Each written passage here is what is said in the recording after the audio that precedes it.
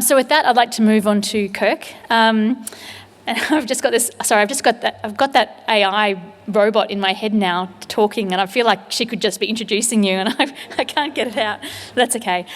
So Kirk is the co-founder of Leapsheep, which has pioneered startup incubation as a service, and this is successfully guiding new economy business builders and disruptive innovators. So looking at those things that really are the radical changes to our system. Kirk's career has been driven by three interests: digital technology, scalable business models, and the human condition, all of things that we've just been talking about. And since starting a PC business at university, all of Kirk's roles have necessitated maintaining a deep understanding of leading-edge technologies and working out how those technologies can be applied to the scalability of a business.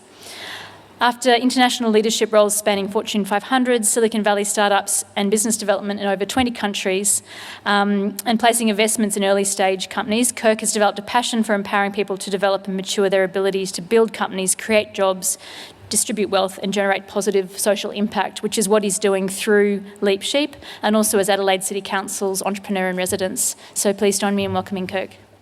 Well, thank you. It's a real honour to be here today, and I think there's some great conversations that we've had today. I sort of snuck in an hour or so ago, and you're really getting some great content here. Having been to many of these things and keeping abreast of all these things, it really is great to see the level of conversation going on here. I would say that I am also a techno-optimist, but probably an anxious techno-optimist. Optimist because I think the future is really bright. I think we'll make the transition as a society. It's not without challenges, but I feel like the bus is kind of leaving and we need to make sure that everybody gets on it. That's kind of how I feel. I think the technology is going to continue to accelerate its pace, and that's going to be challenging, and helping make sure that everybody is empowered to make use of that technology to improve their own lives and our community is really the challenge that's facing us. So we have an education challenge, I think, and anyone that's got kids, I think probably feels that sort of pain at the moment. So, what's going to happen to those kids at the moment that are in sort of high school, university? It seems to be a lot of uncertainty. Maybe if you've got kids in primary school, things might be a little bit clearer. But it's really those kids that are just entering the workforce now that I think is going to go through the biggest part of change.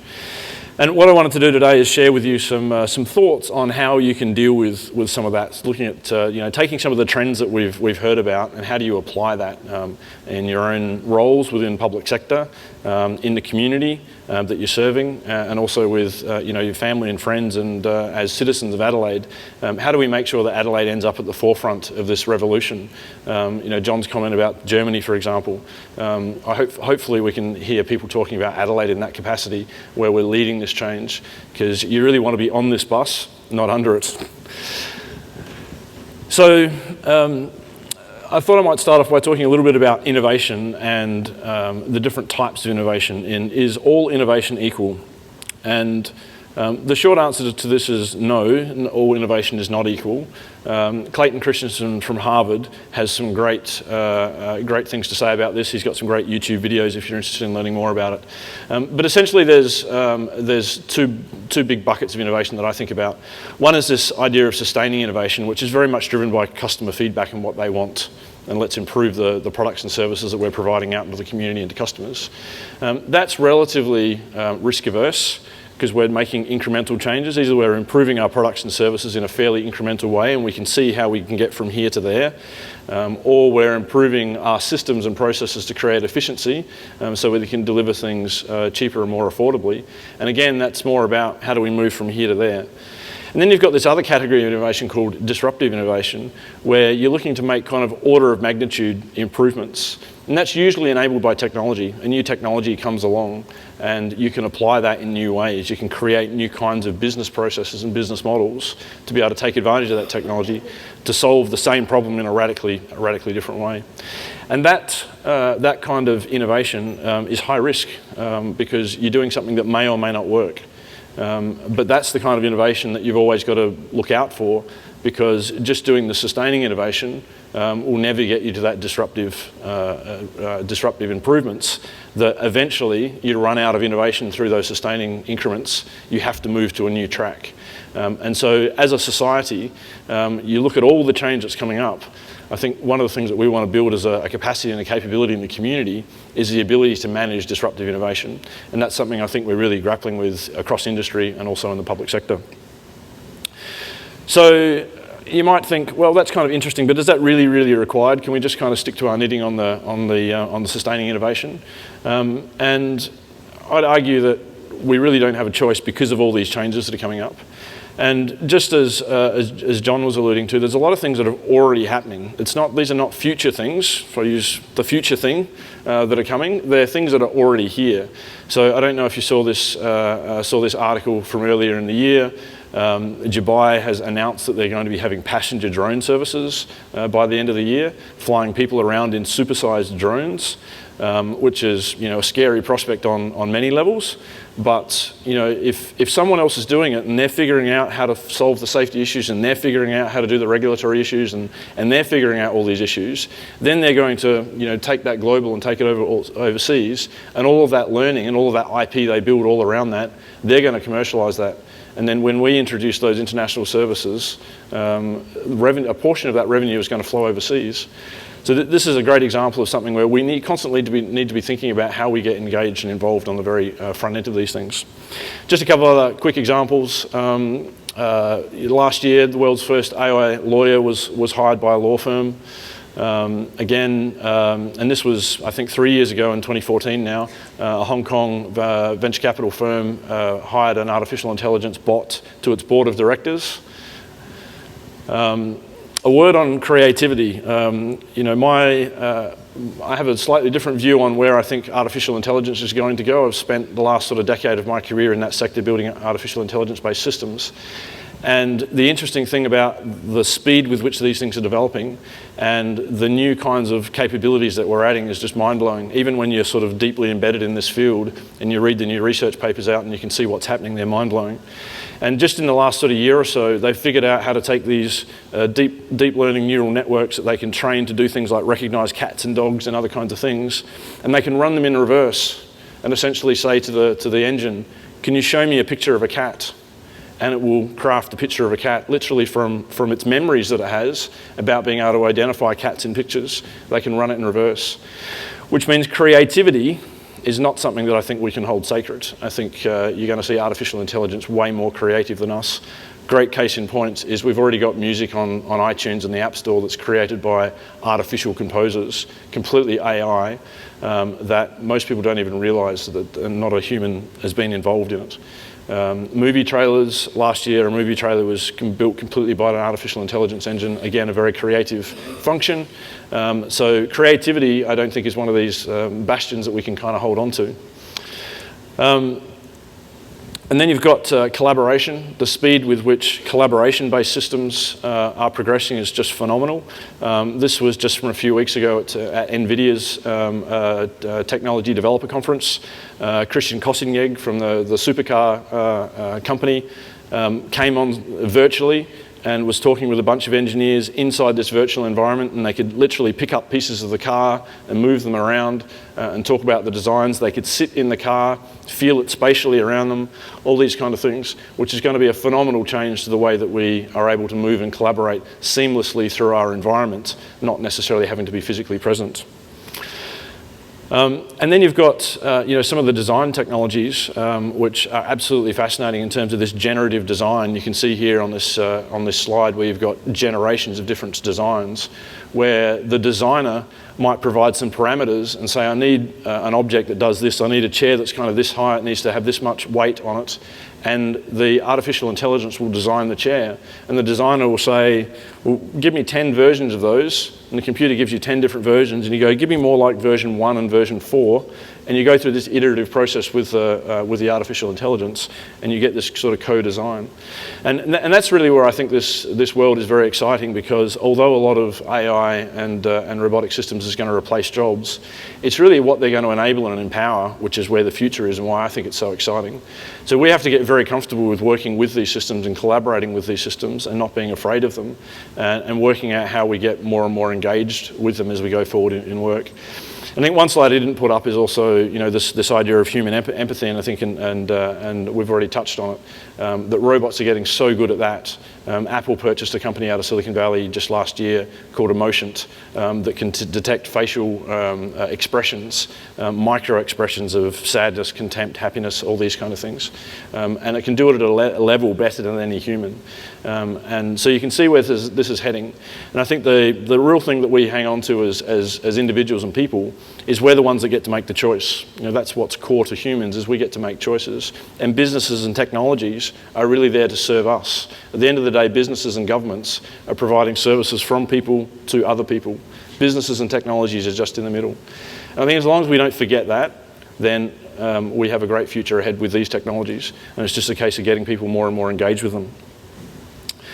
Final example, if you haven't seen Tesla's factory, it's something really to behold. And this really illustrates a point that I'm going to talk about at the moment. I don't know if anyone can see any people in that picture. There are actually 2 people I've found so far in that picture. But that's essentially their manufacturing plant. The last company I was with in Silicon Valley, we shared the electronics manufacturer with Tesla. So I got some good insight into what they're doing, and it's absolutely fascinating how focused they are on automation. So what are the guiding trends? What are the trends that you can think about that actually can guide you going forward? And I think I heard something from, I think, Peter Diamandis from Singularity University in the last 6 months that was talking about planning timeframes, and the fact that 10 years and 20 years out, we've actually got a reasonably good perspective on what's going to happen, because we can see trends very clear. We can see how quickly battery storage is improving. We can see how quickly solar energy collection is improving. We can see how quickly quantum computing is moving. All of these trends are actually quite predictable. You can't tell which company is going to be successful in the next sort of 3 months or 6 or 5 years, but over time, we can sort of generally tell that the power of these devices is going to improve by this amount over this period of time, because that turns out to be fairly predictable. Which means from a planning perspective, the most important planning horizons are kind of 12 months and 10 to 20 years. Anything in between that, the 3 and the 5 year plan, is kind of dead in my view. And so what trends can you kind of take advantage of to help you with this? The first one is we're moving from a world where we're focused on outputs and purchasing outputs, both in terms of services and products, to outcomes. And you can see that through the generation of, or the way that products and services evolve. And without going into too much detail on this, if you can imagine a product first arrives in the market, you're the first company to produce the product, you're the only company in the market, you can charge a nice price premium for that. And over time, more competitors come into the market, you start getting price pressure, so you have to differentiate. So you move to the second phase where you start to wrap services around your products. And the example on the bottom here is a simple one of tyres. So you might add services like I'm going to go out and pump up your tyre or change your tyre, or I'm going to do safety checks on your tyre, and you'll pay me a monthly or a yearly fee for those kind of things. But pretty soon your competitors catch up in that space as well, and soon you're under competitive competition again. And so then you move into this sort of third phase where you now start to really highly differentiating. So the market for tyres, we go, well, let's create tyres particularly for long haul trucks, or let's create tyres for mining vehicles, because none of our other competitors are doing that. And so you get some more and more product differentiation. And before you know it, the problem that you're solving is no longer one of scarcity, providing products to customers and services to customers, but it's one of abundance. You've got so many products that customers don't know which products to choose and which one suits them. And if you think about where we are in this transition in the economy, this is where a lot of industries are. Then you look at a company like Netflix, for example, they're solving a problem of abundance. There's too many movies to choose from, and their service, what it does is help you choose the ones that are probably most applicable to you and the ones that you like. And they're able to do that because they begin to instrument their services, and they're able to collect data and use that data, create algorithms, and then use those algorithms to create better quality services. And this is really, I think, the insight for government, and where government is going to follow the trend of industry, is creating this predictive kind of services. And it's that model that is going to allow us to provide better and better and better human services and services to the community. And of course, in that model, the one with the most data kind of has the best competitive advantage, because you have the most, your sample set is the biggest, and you get the most insights. So the large global companies, and you can see this already with Netflix, there's a report came out from Kleiner Perkins, a large VC firm in the Valley, just 2 months ago, that talked about the rise of Netflix being something like 700% in the last 12 months compared to maybe single-digit growth or negative growth from all of the other top media firms in the US. That's the advantage of having that data. And it's important that we begin to think globally about this. If we've got problems here that we're solving on a local level, and those problems also are applicable in other cities and countries around the world, should we be thinking about building products and services that not only solve our own problem, but we can also export to other countries, solve their problems as well, and that become a revenue generator for us? Something to think about. So moving on with this idea of trends that you can adopt. One of the key trends, and I think probably, if you remember nothing from this talk, this is probably the most important one, and that is that the industries that we have today, the old economy, the pre-industry 4.0 companies, we're used to people creating those businesses, creating those products and services, and then other people delivering those products and services. We've had this great distribution of wealth between the people with the capital creating the businesses and the workers earning wages. And what's coming unstuck, and there's a lot of research around this in the last few years, is that because technology is now being used to automate the delivery, and these are the kind of businesses that investors are looking for. Investors want businesses that have very low marginal costs. And that means that the more you sell, your costs don't go up as much as your revenue goes up. And they're fantastically profitable businesses. And if you look at all the businesses on the right-hand side, that's one thing that they all share in common, is that the people are still creating and building the businesses, but the algorithms are now running the businesses, whether they be cognitive algorithms or robotic algorithms. And that's the mindset that I think we need to adopt and figure out, how do we make everybody move into the creator side so that we're creating and designing services, we can use the algorithms as a community to deliver those services. I'm not sure that I subscribe to the theory that we'll all have 4-hour work weeks in sort of 10 years' time. I do subscribe to the theory that I think we'll all be closer to company owners and being able to create and design our own products and services in the community. And that's the future that we can enable. And you'll just see an absolute explosion, and we've already seen that in the last decade, of the number of products and services that are available in the market because of this. And if you think about some of the other trends that are going on, like platform business models and crowdsourcing and all these kind of things, all of those are just side effects of this trend. It's a mega trend way beyond any of those smaller trends. So what approaches enable disruptive innovation? How do you get sort of more involved in the creation side within government? The first thing to think about is if you're moving in this world where algorithms are delivering, we're moving into a world where we need more products and less projects. And by products, we need to design something that we can build or deliver many, many, many times over. So the idea of moving from project management as a career function into product management as a career function is a really important one.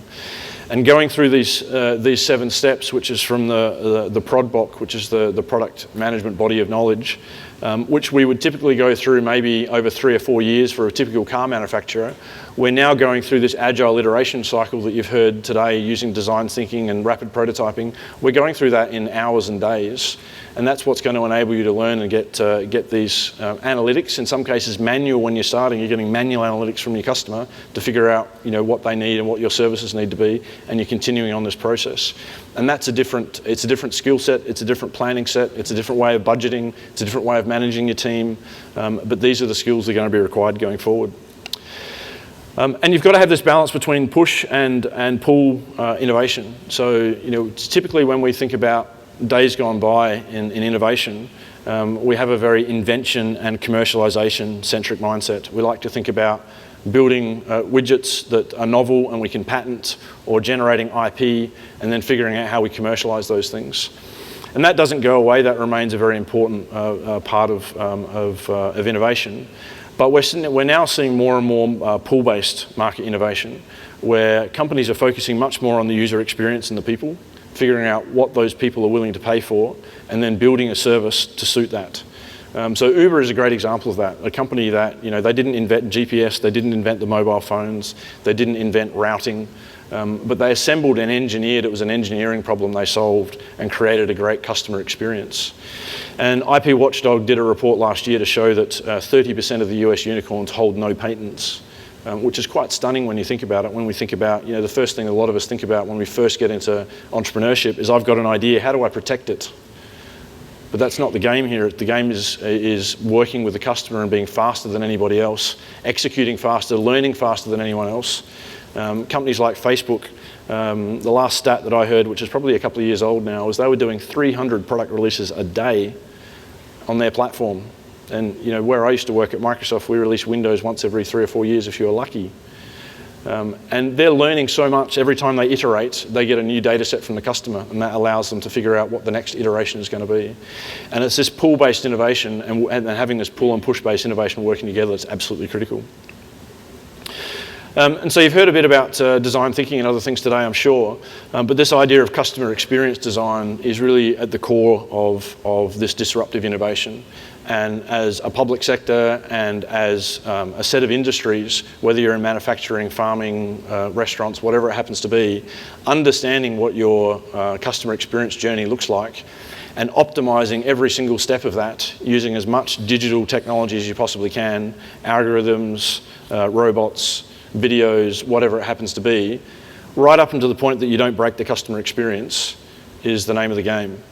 So the customer, whatever service or product that you're delivering, will have a certain expectation. If you're going and seeing an oncologist, talking to a chatbot is probably not going to do it. But there are certain situations on that customer journey that maybe that chatbot is appropriate. And thinking through those scenarios, when do I need the human contact? When can I use other modes of communication or other modes of interaction that are more digital so that I can make the business model more scalable, which allows me to deliver more services more cost effectively is what it's all about. And when you think about designing to that level of specificity around the entire customer journey, you might find something becomes a big roadblock, like the finance system. Suddenly the way that you're taking money from customers is expensive or difficult or whatever it happens to be, and so you want to change that. And this is where startups have such a huge advantage over existing mature organisations that are trying to reinvent and re-innovate. If you're working for a telco and you go, gee, we just need to change the billing system because it doesn't seem to be very convenient for this new project that we're working on, they're going to have a fit. And I'm sure you've got lots of examples in government that sort of relate to the same thing. But it's that level of change that you really need to put in place to create not only great customer experiences, but sitting behind that customer experience is the employee experience that you have to put the same design lens on. And by doing both those things, you can create that radical disruptive innovation, create great outcomes for customers, but it does mean very disruptive change for existing organisations and systems. And that's why I think I heard earlier about talking about taking things out of your existing organisation and putting it into a separate unit that can go and make a mess in the corner and figure this out, and then you can figure out how to bring it back in. And you can see this trend playing out globally in the corporate sector with the rise of corporate venture capital. I think that was up something like 80% last year in terms of the amount of corporate venture capital funds that were raised last year. Because corporates are in the same situation as governments. They're large, mature, process-bound organisations with existing cultures and structures, and they're just not conducive to disruptive innovation. And so that's why you see so many large corporates acquiring young startups, because young startups can do this very, very effectively. And last year, again, we saw a massive trend where there were more tech companies acquired by non-tech companies than there were acquired by tech companies. So the usual suspects, the Googles and the Microsofts and the Ciscos, they're the ones that we always hear about buying customers. But last year, it was the Procter & Gamble's and the GEs and the Unilevers and these kind of companies that understand they have to innovate and they can't do it all internally. So in terms of people and process, when we think about our systems, and just another thought to leave you with is on the old economy, and I'm sorry my graphics haven't come out here, but on the old economy we're used to creating org charts and creating very people-centric organisations, and then we give those people bags of money and resources to build their teams for their functions. And that works really well if you understand your business model and you understand how all those functions collaborate and interact and work together. But when you want to change all of the way that those functions interact and work together, it becomes very siloed and difficult, that I'm sure you're all aware. And in the new economy, what's different is we take a system-centric approach. So we're all collaborating around the edge, we're all building the system together. And there's a very high degree of collaboration, and it's all about building the system. And we can take one person out and replace them with another person, and they can just keep adding value to the system, and it becomes much more system-centric. And so you find that people are much more involved in systematizing and exception handling, rather than on the old model where you're building and operating. And that's a very empowering model once you get comfortable with it. It's very scary and anxious when you're going, I'm over there, how the heck do I get over there? And that's why I think providing the right kind of safe environments where we can give people experience to feel empowered to work in these kind of environments is where we can make radical steps forward. But that does require compassion, empathy, while people learn these kind of new ways of working. I'm sure you've heard about this build, measure, learn feedback loop. If you haven't read Eric Ries's book, The Lean Startup, I recommend that you do so. If you don't, this is the summary. Basically, the faster you can do this compared to anybody else in the community, the faster you learn. The more you learn, the more insights you gather. The more insights you gather, the better the services that you create. So it's all about the speed of learning. And putting these systems in place requires a tremendous amount of discipline. And that's one thing I think we sort of think about the startup space is, it's chaos and undisciplined. Actually, it's the opposite. It's extremely disciplined, because to do this very effectively requires a lot of discipline. And quite frankly, many startups fail because of that. So what about moving on to resources then? What do you need? If that's some of the approaches and trends to think about, what sort of resources do you need to sort of collect to be successful on this journey of disruptive innovation? Well, the first thing, and this has already been mentioned, is diversity. And I think it's a great tragedy what's unfolding in Silicon Valley and in Uber in the US, but it's also a wonderful opportunity. Imagine if South Australia could market itself as being the innovation state that welcomed diversity. I think there would be people all around the world that are in these kind of roles where there's a massive power imbalance, and we've seen that in the VC community in the last sort of 30 years, this massive power imbalance where the VC has all the power and the money and the young entrepreneur's got literally nothing, please begging for even a meeting. Those power balances are thankfully changing, but they've got a long way to go. We know that culture is going to take a long way to change. Marketing ourselves as the place where you can come to work in a diverse environment. I don't see anybody else in the world doing that. I think it's a great opportunity, and it's something that I see a lot of around town because we are so passionate and such a social community. And as already has been mentioned, this just makes good business sense. The data is really clear. If you've got a gender balanced co-founding team when you're building a startup, you're 63% more successful than the male dominated peers. So if you're starting a startup, if you're thinking about investing in a startup, take note. The next thing is the importance of software.